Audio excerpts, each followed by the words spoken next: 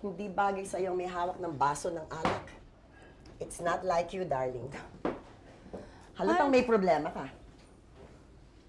Malay niyo naman, gusto ko lang mag-relax. Ernestina, you don't know how to relax. And you never lose control. Kahit nung pinanganak kita, hindi ka umiyak. Yun nga lang, lagi nakakunot ang noo mo. Hindi ko na alam ang gagawin ko, Mami. Ay, what's wrong? Nag-away ba kayo ng daddy mo? Hayaan ko ba naman mangyari yun? So, anong nangyari? Ay, ako ang nininervous sa'yo, ah. Buntis si Paloma. Ano? Amo? At desidido ako. Palalaglag ko yun. Totoo ba talaga? Oo, bakit? Ayaw mo? Tingin mo, ready na tayo magka-baby? Oo naman.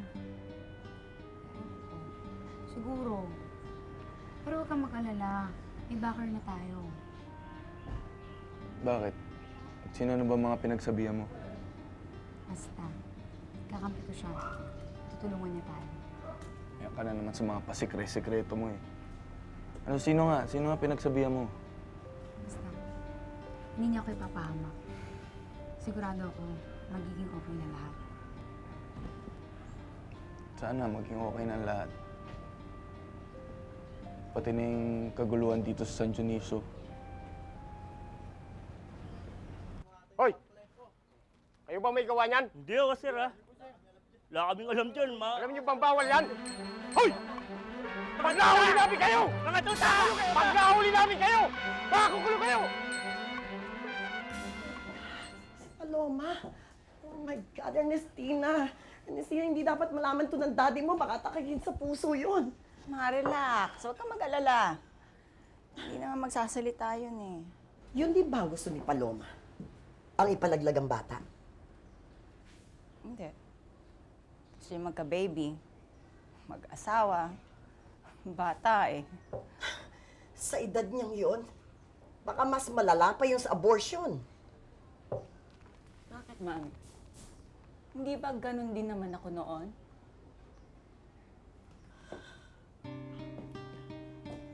Ernestina, siguro dapat pag-isipan muna natin mabuti ito. Nakakatakot eh. Paano kung magkaroon ng komplikasyon? Pag nagkabata, di ba't mas malaking komplikasyon yon? Paano ang baby ko? Paano ang baby ko? Hindi pwedeng mangyari yon. Hindi pwedeng mahanapan tayo ng baho ng daddy ngayon. Lalo pa ngayon na bumabango si Alicia at saka si Rosa Camila sa kanya. Paano kung ayaw na niya ipalaglag yung bata? Kilala mo si Paloma, mas matigas ang ulo nun kesa sa'yo. Anong gagawin mo? Wala. Dahil hindi yun ang mangyayari. Kung anong gusto ko, yun ang masusunod.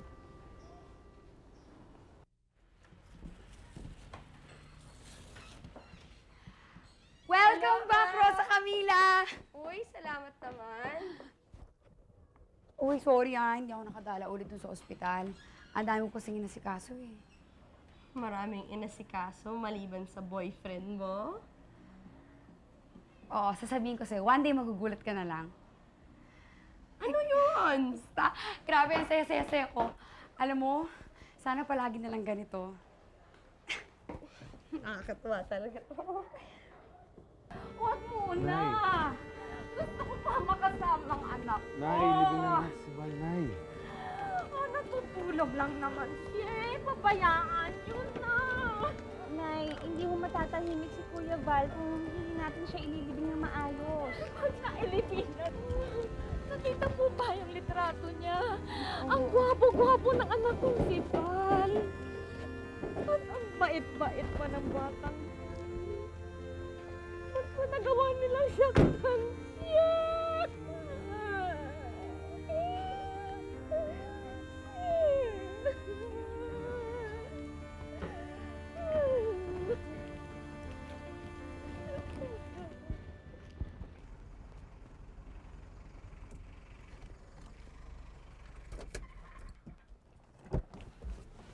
Carlito. Tito Emil, salamat. Punta kayo dito. Tama na yung pasasalamat. Nasasayang ang oras. Pag nahuli ako ni Gob nito eh.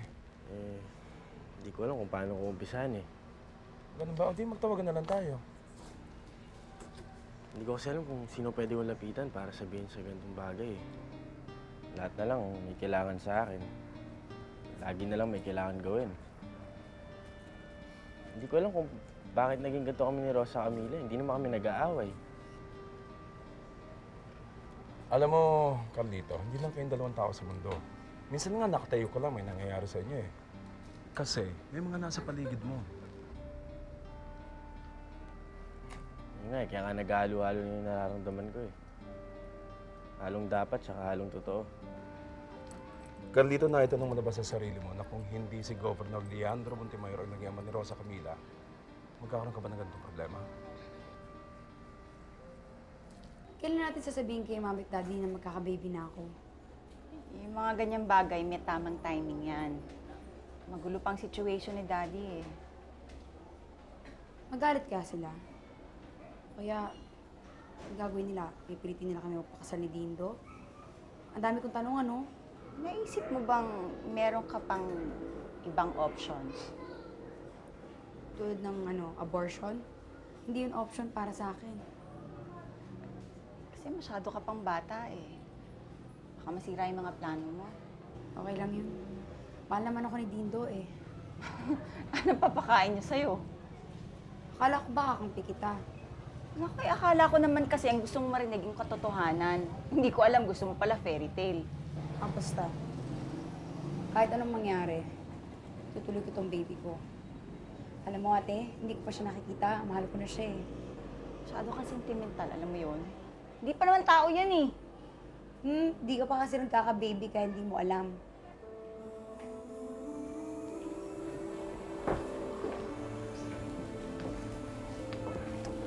Bakit hindi mo pag-isipan?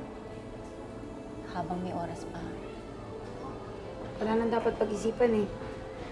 Buo na yung desisyon ko. Kahit anong mangyari, hindi ko palalaglag ng baby ko. Something has to be done about all this. Ang mga noise barrage na yan, mga negative text messages na hanggang ngayon ay kumakalat. All of this has to stop. Gob, meron na ho kaming ilang mga leader na nahuli noong protest rally. Good. May ilan? Ang ibig niyo hong sabihin, hindi niyo pa nahuli lahat? Patuloy pa rin ho namin hinahanap ang anggulo nung gabing yun. Dapat ho by now nahuli na lahat yan. General, I want you to put on some extra effort. Ha? Gusto ko na ang mga taga San Dionisio ay maniwala that we mean business. Pwede po ba natin galawin ang mga politikong nasa likod nito? Absolutely! Kung may sapat na katibayan, bakit hindi? Teka muna, Dad. Baka naman gamitin yan laban against us. Alam mo naman yung kalaban natin. Magaling magbaliktad ng sitwasyon. Kung kinakailangan hong bugbugin para turuan ng leksyon, gawin ho natin. At kung kinakailangan ho nating turuan ng example, kung magbigay ng ehemplo, ay salvage natin sila. Alberto, kung ganyan lang mga suggestions mo, mabuti pang tumahimik ka na lang. Hindi nakakatulong yan sa meeting na ito. So just keep your trap shut. Okay?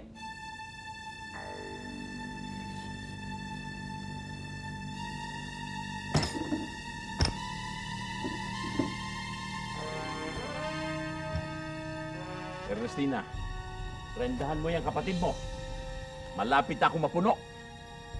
Utak tungaw! Rosa Camila, what's wrong, ha? Tungkol lang ba sa inyo ni Carlito? Natrato ka ba ng maayos dun sa bahay ng daddy mo? Nawo-worry ako sa'yo, ah. Nagkapatong-patong na po yung mga problema ko recently. Yung kay Carlito, kay Guada, tapos sa iyo pa na mga kaibigan. Then, yung tumatawag kasi ako.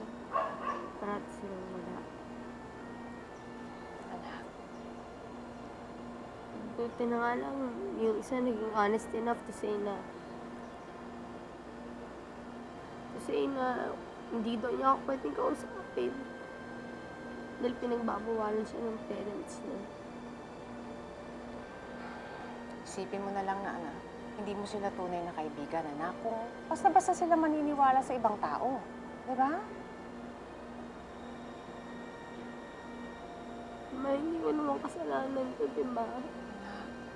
Lilipas din ito. Kailangan mo magpakatatag. We have to be strong for your daddy. Di ba?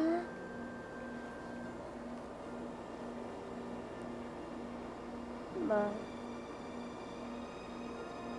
paano kung pagod na rin ako? Gusto ko na rin sumuko. Pwede ba yun?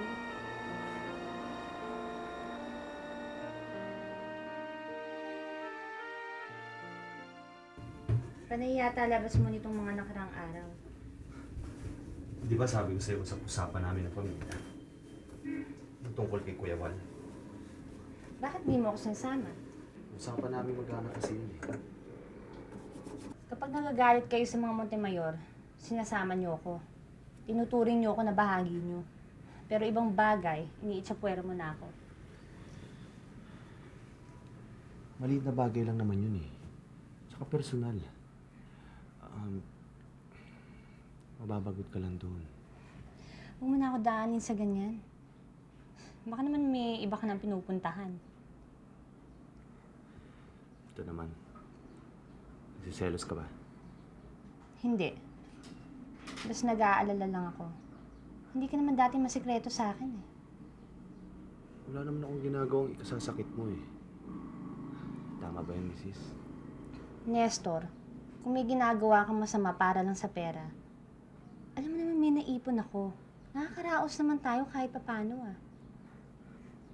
Alam ko naman yun eh. Huwag mo akong alalahanin. Kahit anong gagawin ko. Sa kaysa pa, lagi naman nasa isip ko yung tayong dalawa eh. At yung magiging pamilya natin. So, umuwi ka mamaya na maaga. Kundi hindi kita patatabihin. Sige ka.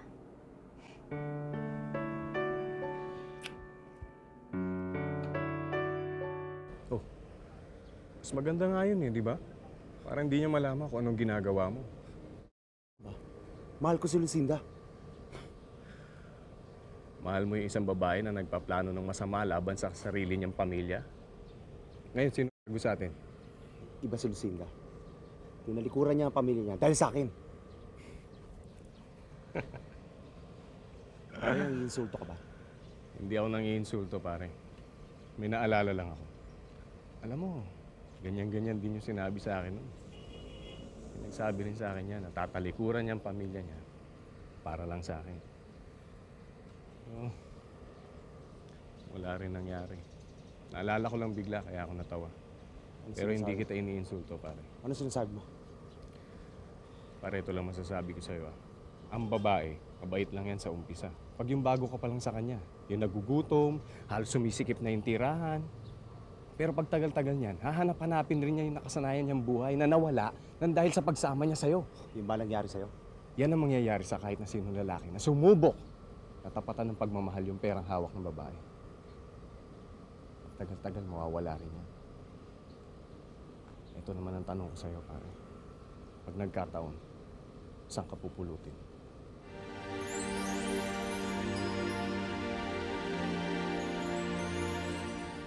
Guada.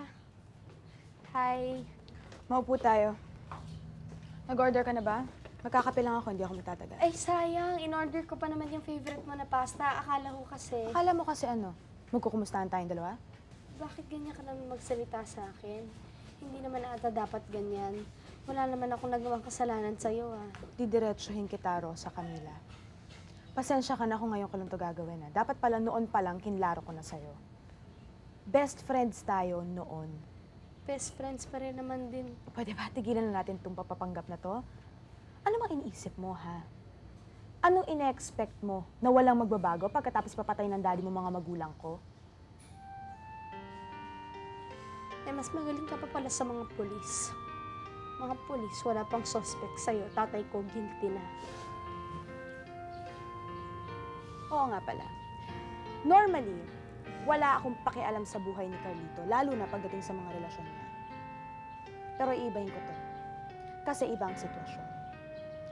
Hindi ko nga alam kung kayo pa o kung ginugulo mo lang siya. Hindi ko siya ginugulo at hindi na rin kami nag-uusap. Pwes nagugulo ang kapatid ko. Hindi pwedeng mangyari yon kasi marami kami umaasa sa kanya. Kaya pwede ba? Huling request na lang. Layuan mo ang kapatid ko. Hello? Oh, Justin, napatawag ka. Amanda, I think you should come over. May kailangan ako ipakita sa'yo. I'm sorry, Justin, pero medyo busy talaga yung schedule ko ngayon eh. Trust me, Amanda, you should want to break your appointments for this. Sige, but this better be worth my time. Okay, bye. Oh, yan yung itong dalawa. Dalawa? Dalawa kagad? Hoy, sabi ni doktora, late ka na sa prenatal vitamins mo, kailangan humabol ka. Para maging healthy yung baby mo. Sige na. Alam ko kasi sa buntis dapat nag-iingat sa gamot eh. Ay, naku, hindi ka na bata. Bahala ka kung ayaw mo. Akin na. Bahala ka kung ayaw mo maging healthy yung baby mo. Akin na. Sige na. Ay ate, sige, inumin ko na. Oo. Ayan na. Ang sungit-sungit naman kasi ng nurse ko eh.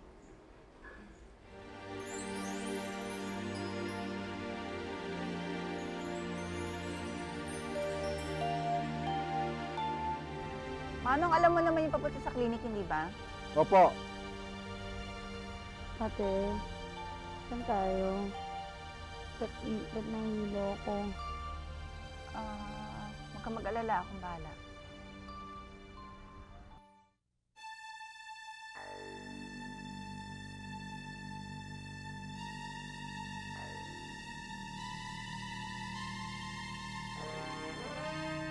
Kailan yan? Ate, ano to? Bakit? Oh, relax lang, Iha. Magpahinga ka na. Sige na. Relax ka lang, ha? Ate, please. Ate, paano niyo yung baby ko?